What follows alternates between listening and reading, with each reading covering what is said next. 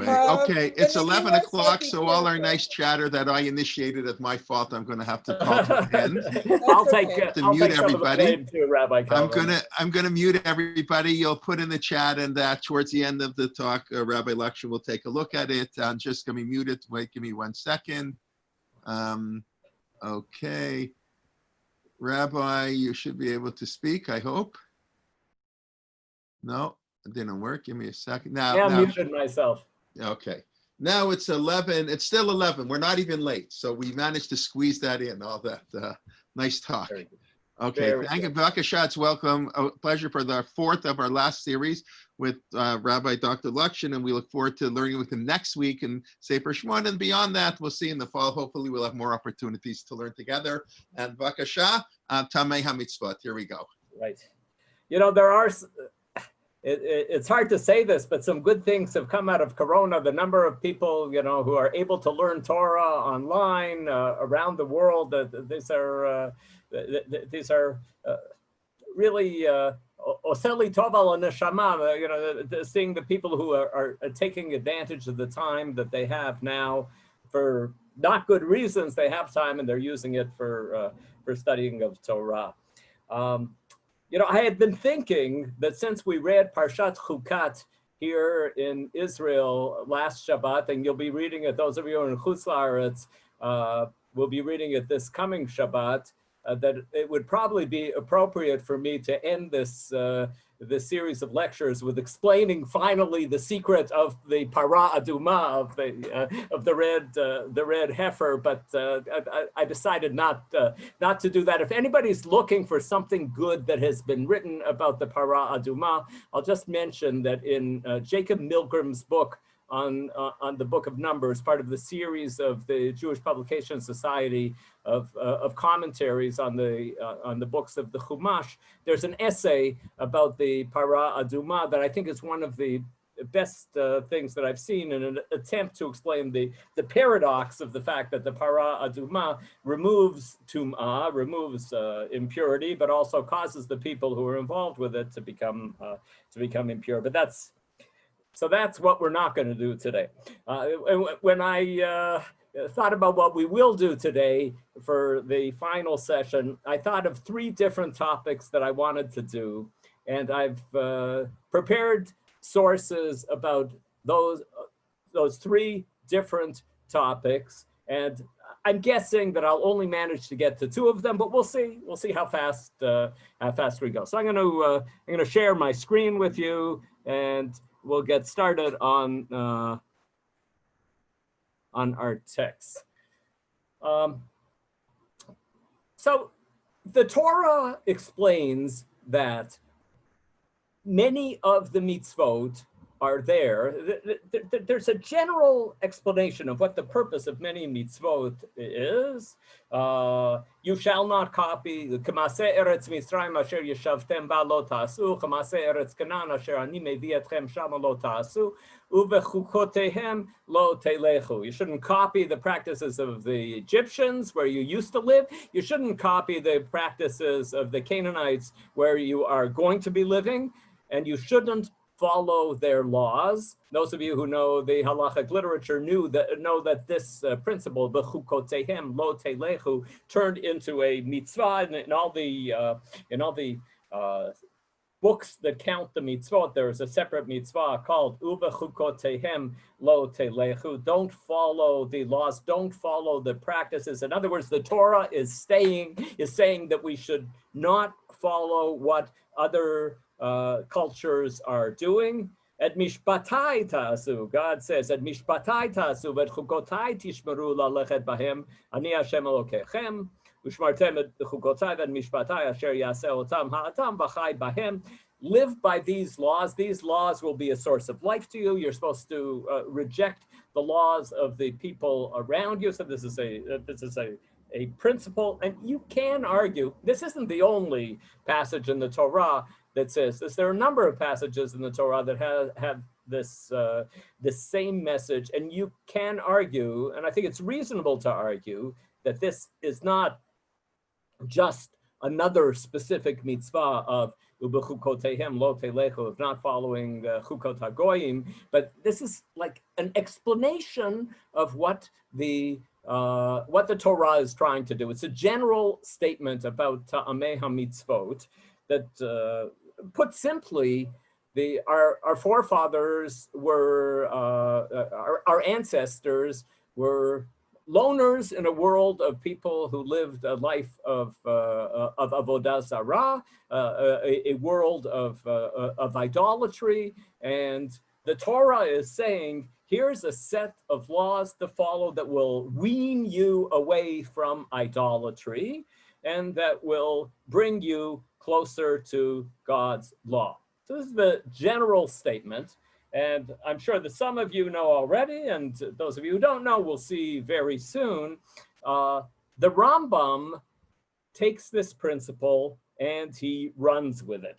In the third part of the Guide of the Perplexed, where he gets into a discussion, we've seen already a couple of texts from the third part of the Guide of the Perplexed, where Rambam is talking about his understanding of Ta'amei mitzvot. But what we haven't seen until now is Rambam's explanation that many mitzvot are to be understood in terms of being a polemic against avodah zarah, an argument against avodah zarah, that there was a world of avodah zarah, and the purpose of the Torah is to try to wean us away from avodah zarah. Now we know that from the fact that the Torah keeps repeating the prohibition of avodah zarah. I used to sometimes say to my university students that that things that are a problem get repeated in the Torah many times, like the Isur on avodah zarah. The rules of incest aren't repeated many times in the Torah because presumably this wasn't a big problem in this society, and there are rules of what you shouldn't eat, but there's actually, the Rishonim have difficulty with the fact that actually it doesn't say anywhere in the Torah that you're not allowed to eat human beings.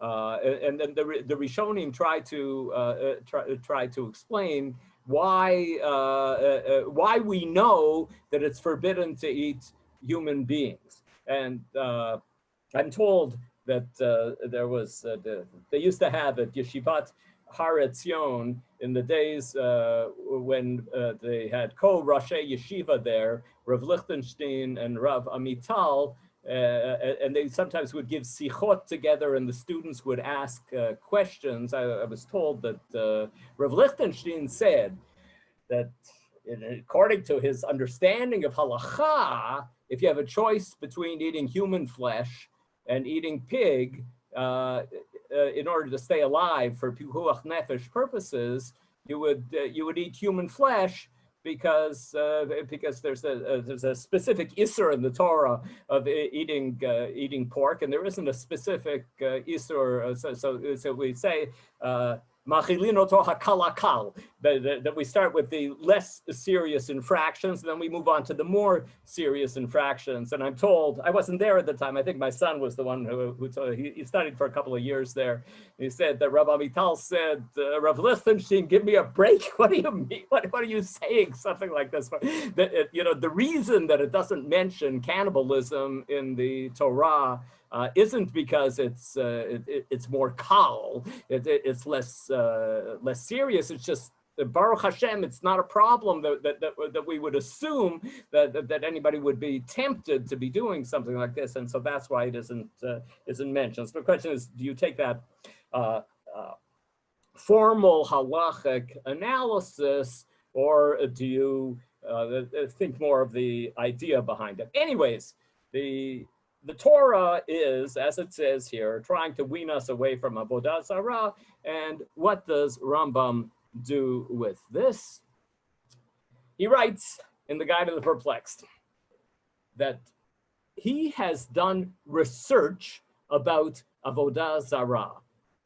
My knowledge of the belief, practices, and worship of the Sabians has given me an insight into many of the divine precepts, many of the mitzvot, and has led me to know their reasons. I have studied avodah zarah The Sabians, the group, the Sabians are a tribe who are mentioned in the Quran who converted to Islam, but they were seen in the Quran as being a group of people who practiced avodah zarah, practiced idolatry like they used to in antiquity, and people wrote books about the Sabians, about what they used to do before they became Muslims.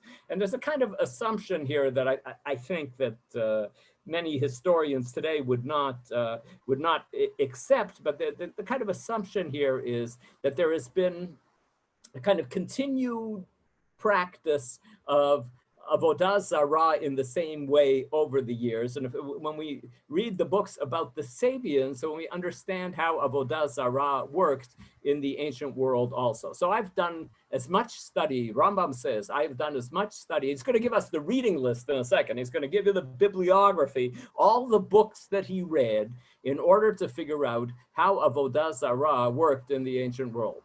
You will agree, he says in the third line here, after I give the reason of commandments which are seemingly purposeless, you'll see, I'm going to tell you what they used to do, the Ovdei Avodah Zarah used to do, those who worshipped idols in the ancient world used to do. And when you hear that, then you'll say, so that's why the Torah said not to do X or not to do Y, because it was a polemic against what was going on in this ancient world. I will mention to you the works from which you may learn all that I know of the religion and the opinions of the Sabians. And he's giving us his reading list so that we too can read these books.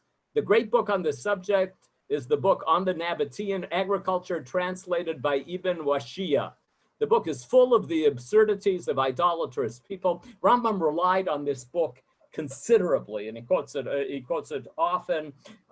The standard position of scholars today is that this is not an ancient book as Rambam thought it was, and that it was only written a few years before Rambam's time. But Rambam thought that he had a book.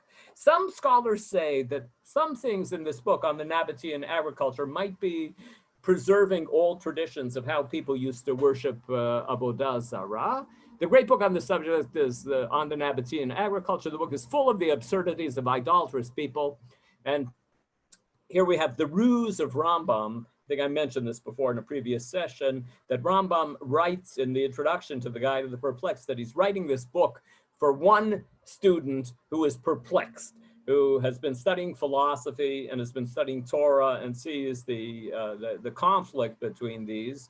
And then he says, it's by no means necessary to point this out to men like you, Yosef, the intended audience of this book. You have acquired sufficient knowledge to keep your mind free from the absurdities of the Kasdim, the Chaldeans, and the Sabians, who are bare of every true science. I know that maybe you don't need to be weaned away from avodah zarah, but I wish to exhort you that you should caution others, for ordinary people are very much inclined to believe these fables. But Rambam says there is an attraction of avodah zarah. There are many people who are attracted to avodah zarah, and so that's why we need various mitzvot to keep us away from the absurdities of avodah zarah.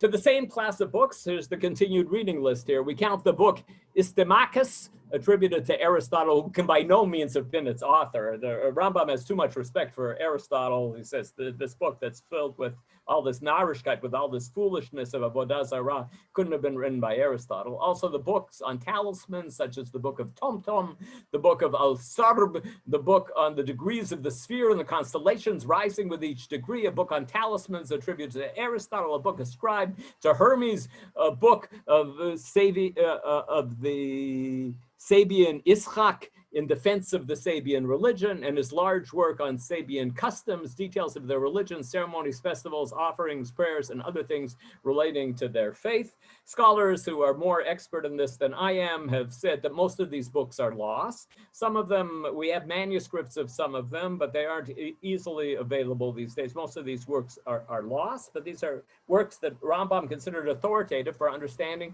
what was going on in the world of avodah zarah. All these books books which I have mentioned are works on idolatry translated into Arabic. And so Rambam is admitting to us that the only books that he was able to read on the subject were the ones that were translated into Arabic.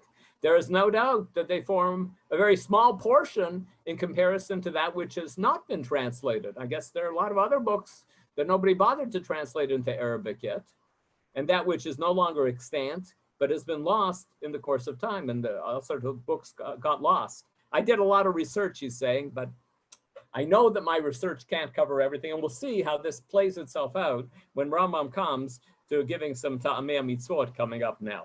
But those works which are at present extant include most of the opinions of the Sabians and their practices, which are to some degree still in vogue in the world. That's Rambam's point here. Sabianism, Avodah Zarah, is not finished from the world, and certainly in Rambam's day, there were still people who would be considered to be idolaters. Islam, Christianity, and Judaism were not the only religions in the world that Rambam knew. They were the major religions there, but there were other religions, and so he says that these problems still continue to exist today. And now he gives a couple of examples. We've explained in our large work, the Mishneh Torah, his code of law, that it is prohibited to round the corners of the head and to mar the corners of the beard, because it was the custom of idolatrous priests. So why are you not allowed to cut off this part of the hair on the peyot and parts of the beard? You're not allowed to use a straight edge on them. He said, because this is what idolatrous priests used to do, and so that's why we have a rule against this. For the same reason, the wearing of garments made of linen and wool is prohibited, and that's why shatnez is prohibited too. Because the heathen priests, Rambam says he found this in one of these books about Avodah Zarah. The heathen priests adorned themselves with garments containing vegetable and animal material, while they held in their hand a seal made of a mineral. So this was a form of Avodah Zarah, a ceremony where the priest would have clothing that consists partially of animal material and partially of plant material. And they were also holding, so we've got animal, vegetable, and mineral all together. He found evidence of a ceremony, and he said, and that's why the Torah said, in order to keep us away from this kind of Avodah Zarah, that's why the Torah said that we should not wear shatnez. Remember, we saw last week, we saw Rashbam's explanation of why we shouldn't wear shatnez, keeping the different species separate from each other. But Rambam says it's all related to Avodah Zarah.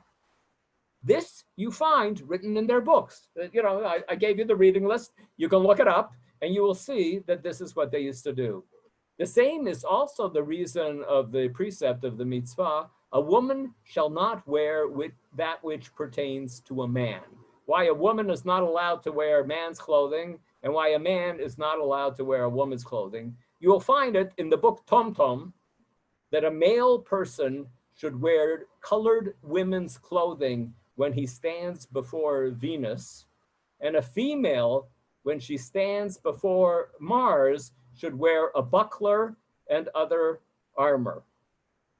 Amazing. Rambam seems to know that men are from Mars and women are from Venus, and he says if a man has to, these Ovdei, or at least the Ovdei Avodah Zarah that Rambam has read, think that men are from Mars and women are from Venus, and that's why if a man has to have contact with Venus, then he should wear women's clothing, and if a woman has to have contact with Mars, then she should wear men's clothing. Of course, Mars and Venus were in the mythology system, they were married to each other. Mars was the god of war, and Venus, and it was male, and Venus was the female god of love. Some of you might know that the name Martin it comes from Mars, and Martin means warlike. And those of you who know me well know that that's an appropriate name for me, warlike Lockshin. So Rambam says, this is the reason why a man might put on women's clothing and why a woman might put on men's clothing, because of this avodah zarah idea that sometimes a man might find himself under the influence of Venus, and it would be useful for him to be wearing women's clothing, so that maybe to fool Venus into thinking that he's a woman. I don't know what precisely the logic of the avodah zarah here is. And then he says, I think that this precept has also another reason, namely that the interchange of dress creates lust and leads to immorality. And, you know, this just from a svara, from a logical perspective, this cross-dressing I don't think is a good idea if we're trying to have a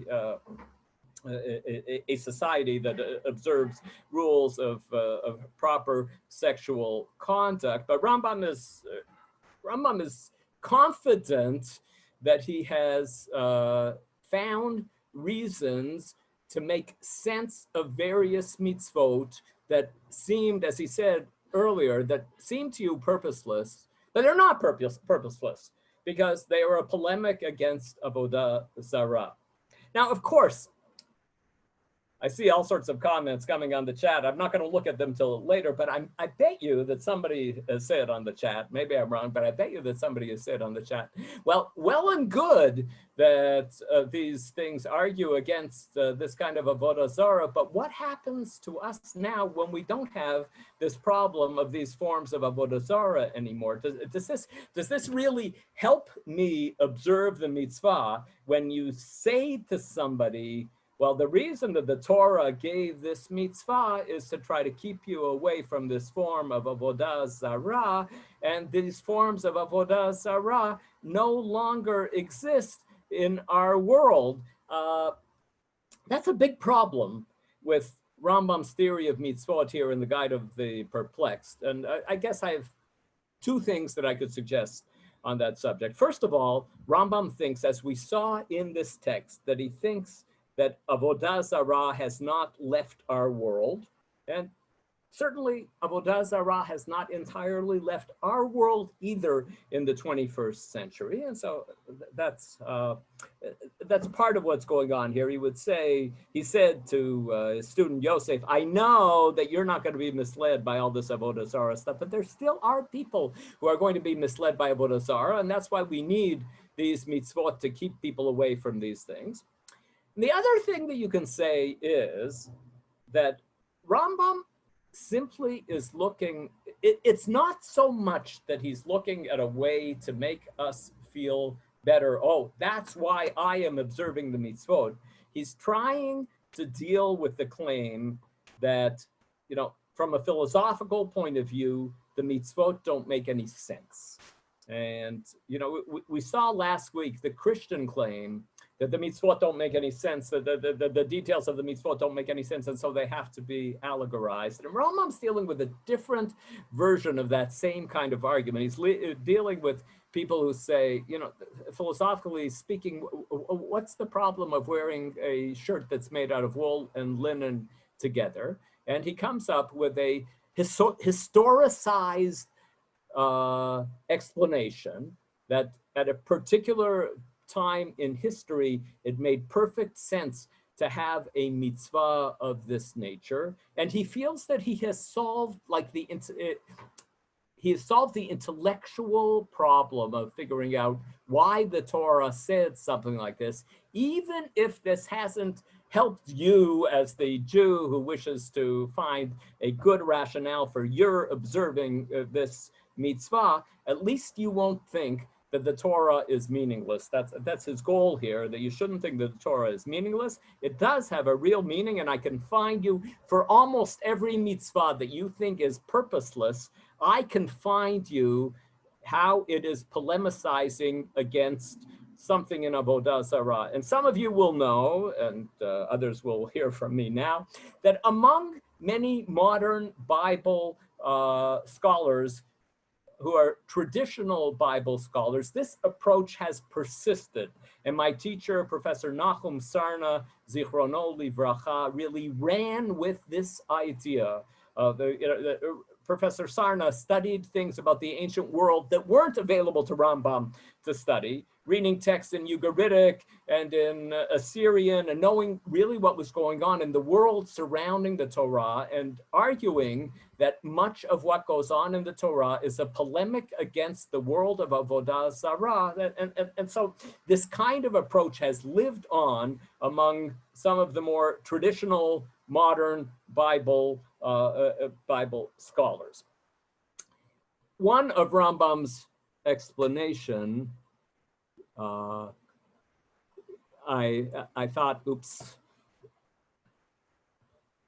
is I've always liked this this text here in Rambam. Rambam writes about trying to explain here in his list of trying to explain for all of the mitzvot of the Torah what the reasons for them are. He gets to basar b'chalav, meat boiled in milk. So first of all, he says meat boiled in milk is undoubtedly gross food. Yuck! Who would want to eat something like that? So you know, the fact that I can totally understand why it is outlawed. And it makes you overfull. It's Rambam, the physician, speaking, saying this is, it's not good for the digestion to eat something like this. But I think that most probably it is also prohibited because it is somehow connected with idolatry, forming perhaps part of the service or being used on some festival of the heathen. You know, just when I think about it, says Rambam, this probably also is a polemic against the Lo Tavashel Gadi B'Chalei V'Imo is probably also a polemic against something that's going on in the world of Avodah Zarah. And he writes, I find a support for this view in the circumstance that the Torah mentions the prohibition twice after the commandment given concerning the festivals, Shalosh Pa'amim Bashana Yera'eh Kol Zuchurcha Et Penei Hashem Elokecha, and it says further, Reshit Bikurei Admatcha Tavi Beit Hashem Elokecha. So 2 out of the 3 times that it says in the Torah, Lo Tevashel Gadi B'Chalei V'Imo, it begins by saying you should come to the temple of the Lord your God, and you should bring the you should bring your first fruit, and then it says Lo Tevashel Gadi B'Chalei V'Imo, which Rambam understands as meaning, but don't boil a kid in its mother's milk when you do this. And so Rambam is just kind of, he says, from the context of this verse, it seems to me that there must have been a ceremony that went on among the idolaters where they used to boil a kid in its mother's milk. And the Torah says that you too should have a festival for the Lord your God, and you too should bring the first fruits to the temple of the Lord your God. But when you do that, Lo Tevashel Gadi B'Chalei V'Imo, don't boil a kid in its mother's milk. As if to say, when you come before me on your festivals, do not seethe your food in the manner of as the heathen used to do. This I consider, just Rambam as a text reader says, this must be the best reason for the prohibition. But as far as I have seen the books on Sabian rights, nothing is mentioned of this custom. That I'm sorry, I've done my research, and I can't find what it was in the world of Avodah Zarah that the Bible was polemicizing against. But he says, just from the context that it says, come to the temple, Reshit Bikurei Admatcha, bring your first fruits.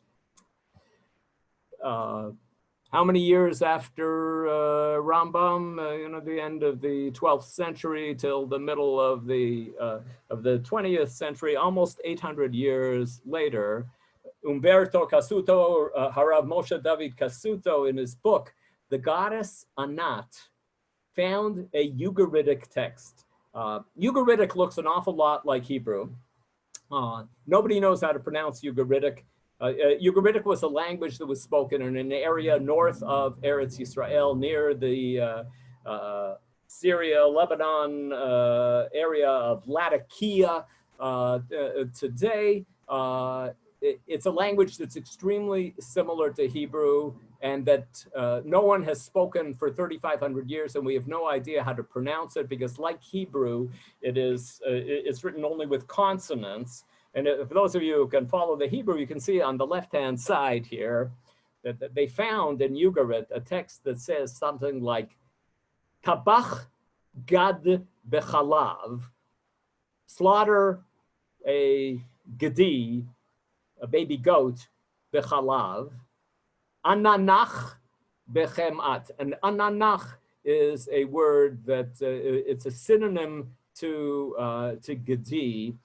One of the things about Ugaritic is, just like biblical Hebrew poetry, Ugaritic poetry is also written in parallelism, and into the two sticks of a verse, you'll have two different nouns that more or less mean the same as each other. So you should slaughter a gedi in milk, and you should slaughter an ananach in chem'ah in butter.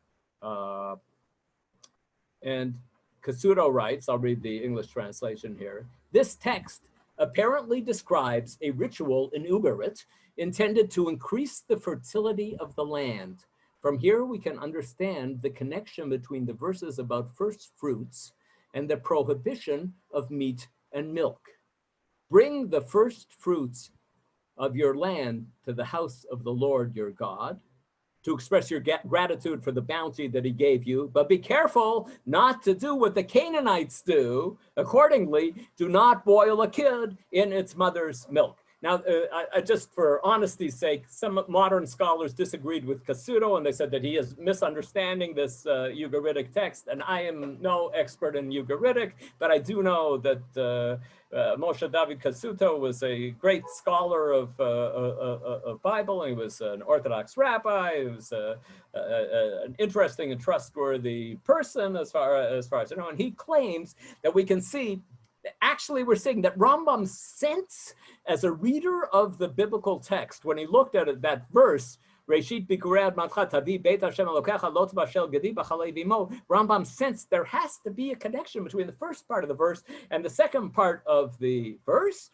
And Kasuto claims that he found this connection in texts from Ugarit, which are written before the days of Moshe Rabbeinu, in this area of the world, here in the western part of the Middle East. And the Torah is saying, when you go to the temple of the Lord your God, as Rambam said, it's saying, don't boil a kid in its mother's milk. I repeat that this might not help you feel better about performing an individual mitzvah, but that presumably was not Rambam's goal. Rambam's goal was that you should consider that the Torah is a sensible book that has a sensible agenda, that is opposing to a world where everybody was an Oved Avodah Zarah, when Avodah Zarah was everywhere, and when it was a big problem. That is topic number one of what I wanted to do today. I told you I had 3 topics set up, and I would probably only get to 2. I think I'm only going to get to 2. And I'm going to go to topic number 2 now, which is entirely unconnected to this, but I thought another important topic to talk about when we deal with Ta'amei HaMitzvot. And I thought that I'd deal with a moral mitzvah, the mitzvah that appears in the book of Devarim, Lo tateh mishpat ger yatom, v'lo tachbol beged almana. You shouldn't subvert the rights of the stranger or the orphan. You shouldn't take a widow's garment as collateral.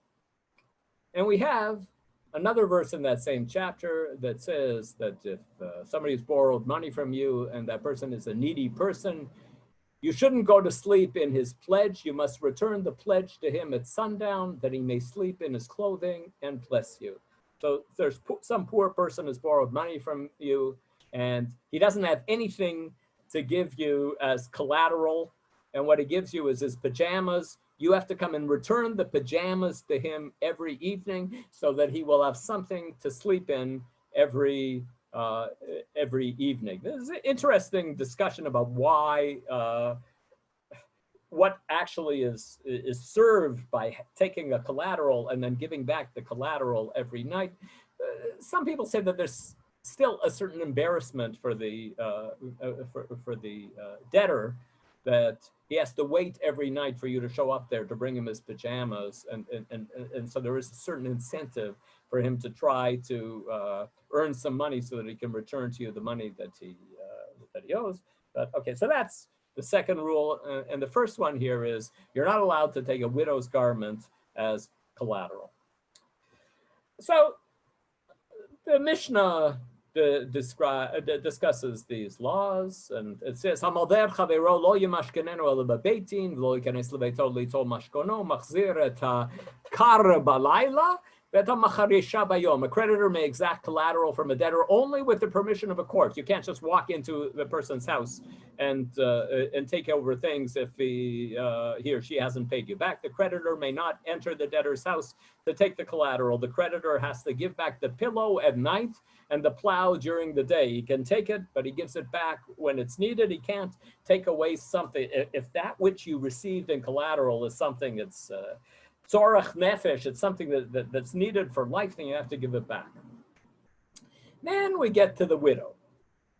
Collateral, the Mishnah says, may not be taken from a widow, whether she be rich or poor. As it states, do not take a widow's garment as a pledge. Okay, so the Mishnah is saying, you might think that the reason that you're not allowed to take a widow's garment as a pledge is because she is poor, and that's Rahmanas on the poor person. They say, no, even if she is extremely wealthy, this is a rule that applies to all widows. That's what the Mishnah says. But then the Gemara says, the Gemara begins by quoting a Braita. I'll read it in English to save time. The sages taught, one may not take collateral from a widow, whether poor or wealthy. This is the statement of Rabbi Yehuda. So what it said in the Mishnah is actually only the opinion of Rabbi Yehuda, that this rule applies to a widow, whether she is poor or whether she is wealthy. Rabbi Shimon says, with regard to a wealthy widow, one may take collateral from her. It's okay. You can take the fur coat of a wealthy widow as collateral if she wants to borrow money from you. But with regard to a poor widow, one may not take collateral from her. And why? Because you are obligated to return it to her. And since you will be entering every day to return the collateral to her, you will thereby give her a bad name among her neighbors. So if you're going to be coming, if you've taken some clothing of a poor widow, then you're going to be coming to that widow's house every day to be giving it back, because of that other rule in Dvarim chapter 24 that we saw before. And so what's Rabbi Shimon doing? He's looking to try to figure out what the reason is for the law. And so after quoting this Braita, the Gemara says, Lamemra de Rabbi Yehuda lo darish tama dekra, Rabbi Shimon darish tama dekra. Is this to say that Rabbi Yehuda does not interpret the rationale behind the mitzvah in the verse and draw halachic conclusions based on that interpretation, and Rabbi Shimon does? And then they go on to a discussion, does this consistently happen all throughout the mitzvot of the Torah? But just looking at the text from the Gemara that we have in front of us, that does seem to be what's going on here, that Rabbi Yehuda says, look, it says a widow. I don't care whether she's poor. I don't care whether the Torah says, lo tachbol beget almana. So it's an almana, and I don't care whether she's poor or wealthy. And Rabbi Shimon says, this, the first time that I saw this Braita, I was surprised, because that wasn't the reason that came to my mind when I thought, why did the Torah say you shouldn't take collateral from a widow because you'll have to be giving it back to her every evening. And when you give it back to her every evening, you're going to go to her house every evening, and you're going to be causing people to talk about the fact that you're walking into the home of this widow every evening. You're going to give her a bad name among her neighbors if you're doing this. Okay, but we might not have thought of that, but that's what Rabbi Shimon looks at this rule, and he said that must have been the idea behind it. So Rabbi Shimon understands that he has to try to figure out what the rule is behind this law. Then we look at Rambam's commentary on the Mishnah. Rambam says, again, I'll read it in English. Of course, the Hebrew is also a translation because Rambam wrote his commentary on the Mishnah in Judeo-Arabic. It is forbidden to take collateral from a widow because of suspicion that may arise when the creditor spends time at her home because of the collateral.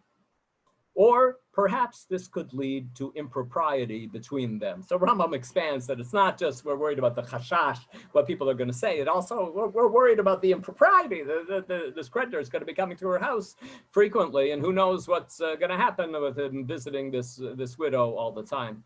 Accordingly, the same rule applies to a poor or a wealthy widow, which seems it's like Rambam has combined the two things together here. It was Rabbi Yehuda who said poor or wealthy, and it was Rabbi Shimon who said Shata Messiah Shem Rabbi Shchenoteh. But Rambam has combined the two of them together, and so he paskins that you're not allowed to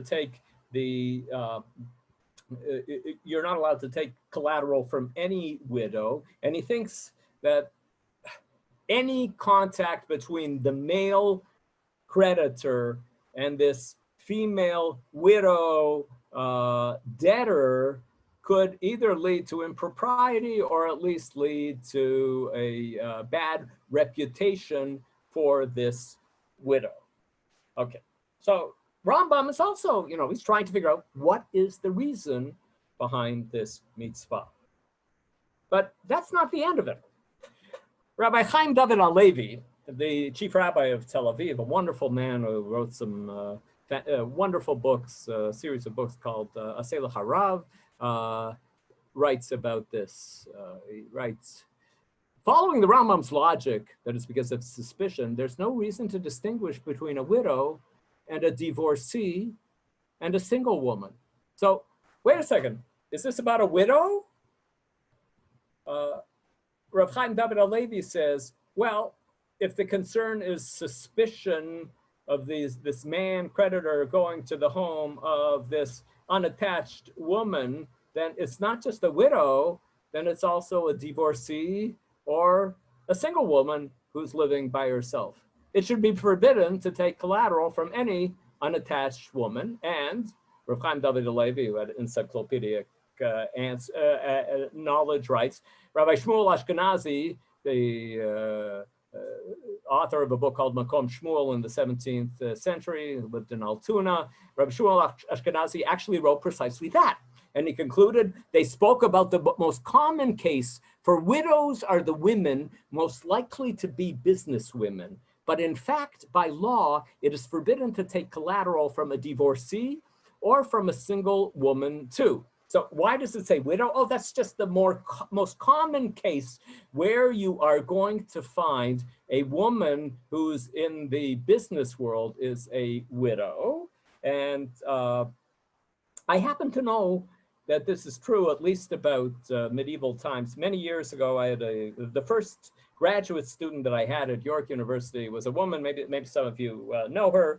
Some of you Torontonians, they're named Cheryl Talon, who walked into my office 35 years ago and said to me that she wanted to do graduate work about Jewish widows in the Middle Ages. And I said, Cheryl, did you say Jewish women in the Middle Ages? She said, no, Jewish widows in the Middle Ages. And I said to her, are we going to find enough material? And she said, yes, we are going to find, and we did. We found a ton of material. And I learned from working with Cheryl that the women who were most likely to have money in a Jewish community in the Middle Ages were widows who had collected their ketubah and who were running the business or something that their husband had left behind.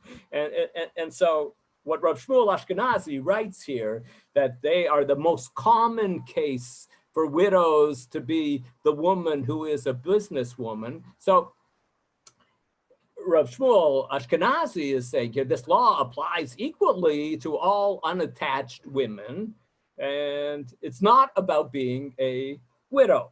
Okay, so that's Rav Chaim David HaLevi. Then we move on to the Sma. We're going back in history. The Sefer Meir Einayim, Rav Yeshua Volk or Folk, a Kohen in the 16th, 17th century. And he writes, I'll read it in English again, the law specifically mentions a widow since she has no help and support, neither from a husband nor from a father, since she left his authority.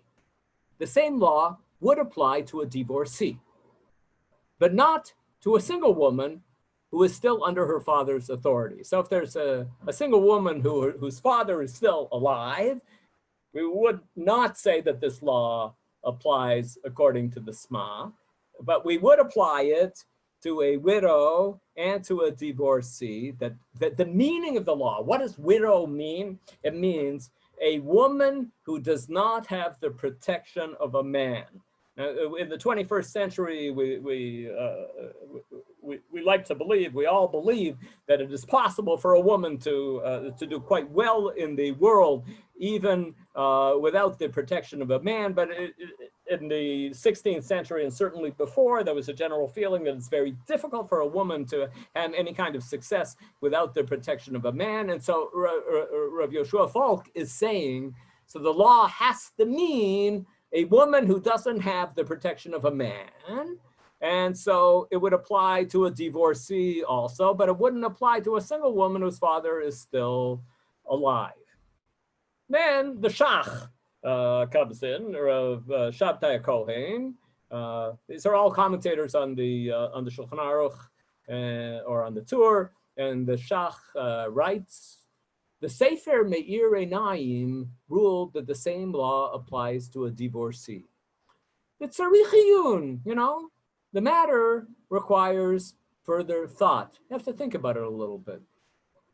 And he says, the reason for the law is that the widow's heart, is broken and full of worry.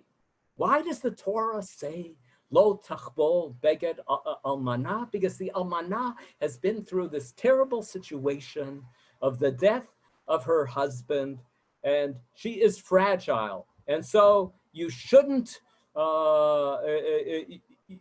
hit her while she's down.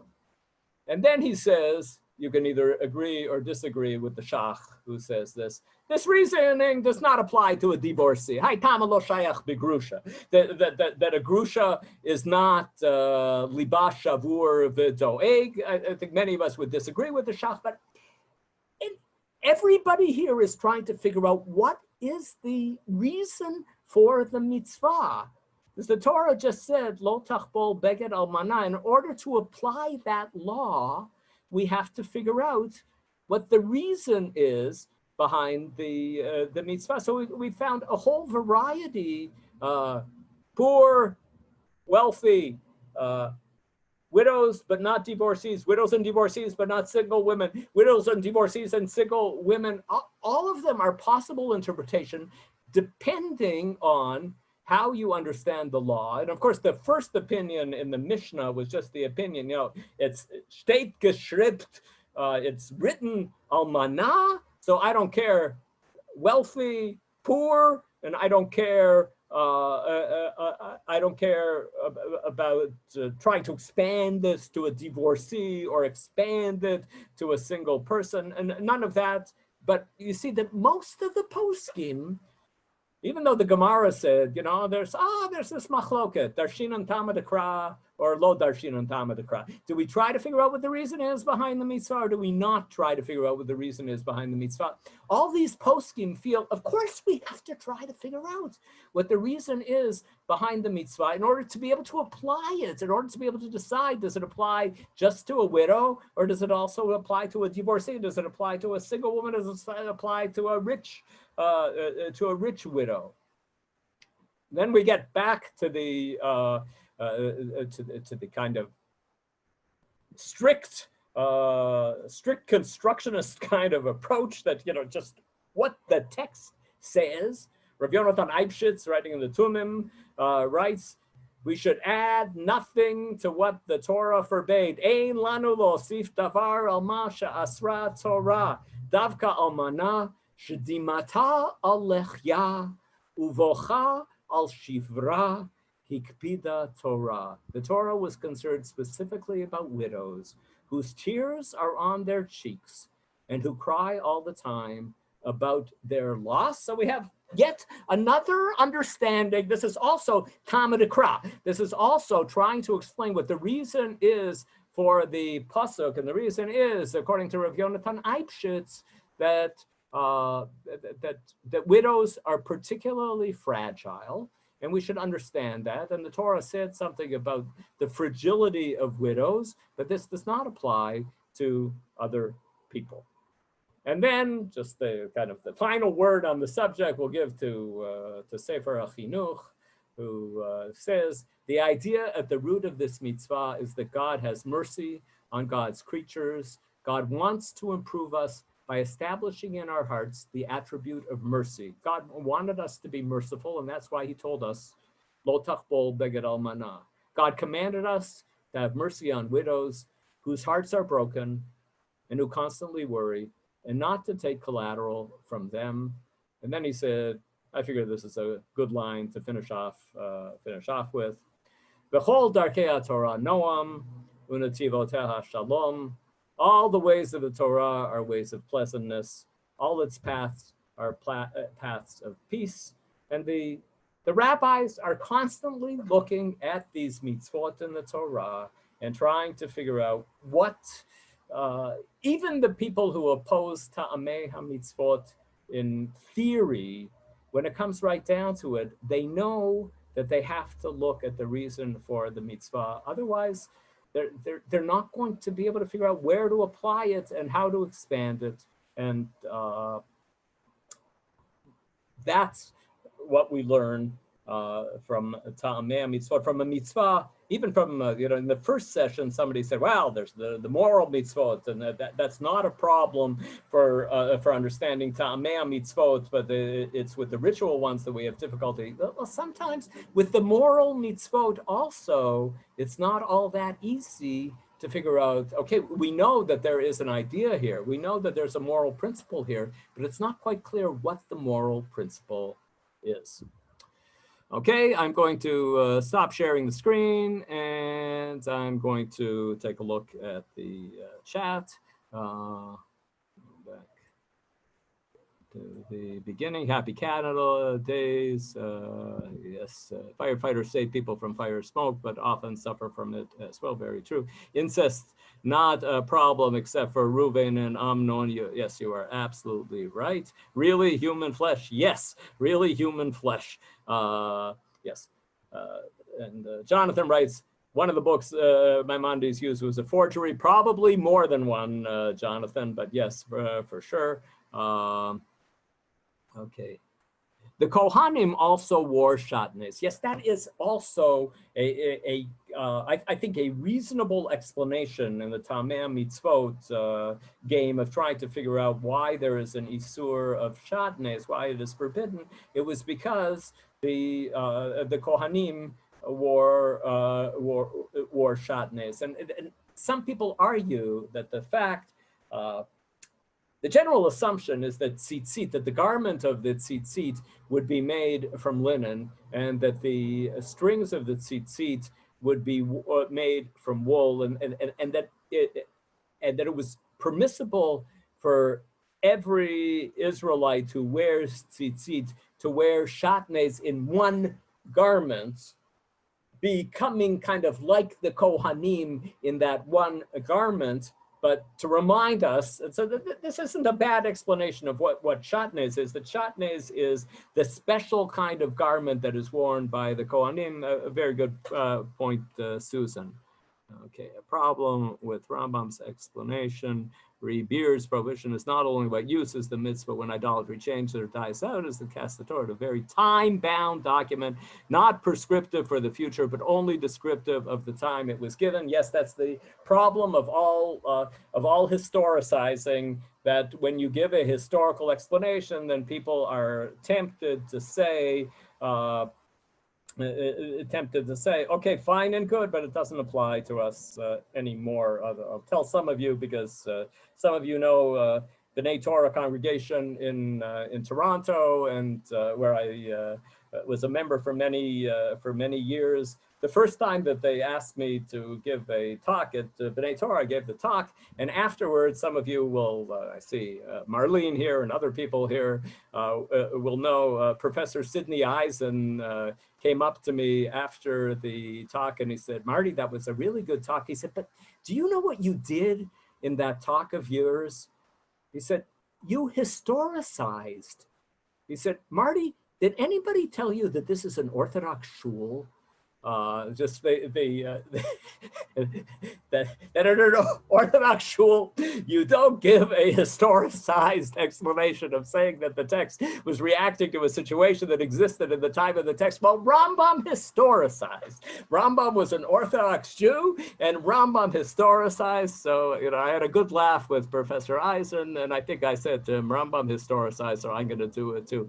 Venus was married to Vulcan, but had an affair with Mars. I didn't know that. Thank you very much, Ellen. Don't we have customs to fool Satan, like not proclaiming the new month before Tishrei, changing people's names to hide from the angel of death? Yes, we still have various customs that are trying to keep us away from various concerns about Satan. Ethiopian Jews eat milk with chicken, but okay, but Rambam might still say that if you meat with milk, that's a very heavy. This Kasuto text, Ugaritic, is a good time to say chalev, i.e. fat, parallel to butter, that maybe it says chalev instead of halav. Good, interesting possibility. Thank you for that suggestion. Chicken is not a mammal, for sure. If widows were more often business people, what if the creditor was also a woman? Very good question. I think the assumption was that the creditor was going to be a man, but I assumed that it was a false assumption, and that there were creditors who were women. Okay. Rambam was not an Orthodox Jew, says Ellen, just a Jew.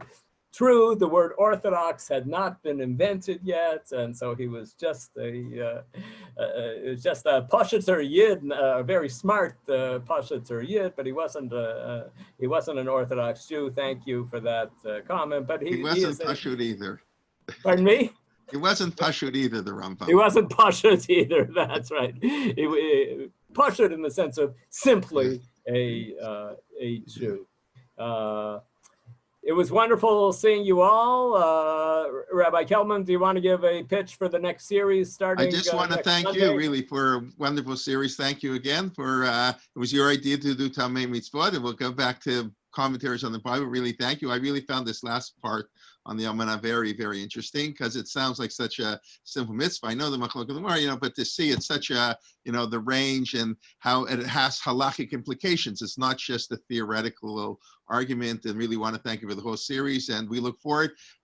Dr. Lockshin will be back next Tuesday at 11 a.m., his regular time slot. However, this will be the second of our series of Tanakh. I think you all know about it by now.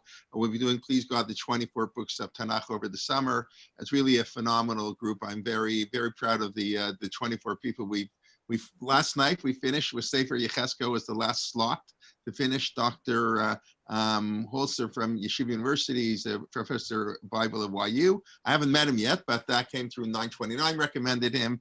We just were online. So we finished all 24 books, and we'll be starting this Monday. David Silver, Rabbi David Silver, the founder of Trisha, on Bereshit, and Rabbi Lockshin on Shmot, and Alex Israel on Vayikra, Erica Brown on Bamidbar, etc., going through the 24 books until we get to Divrei Hayamim and Menachem Leibtag on, please God, August the 31st. So over the summer, you can learn all of Tanakh. We'll take a one-day break on Tisha B'Av, and hopefully I'm in the middle of putting together, those of you in Toronto know, we put together every year a Tisha B'Av program. We'll do it online this year. Maybe next year, hopefully do it in Yerushalayim in the Beit HaMikdash. That would be a lot better.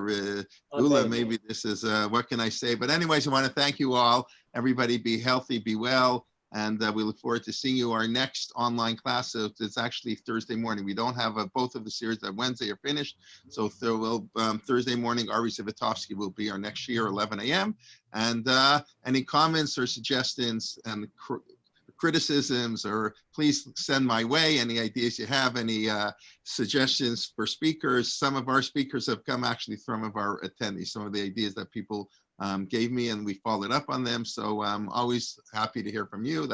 We're here to service you, not so let us know. Okay, thank you again, Rabbi Doctor.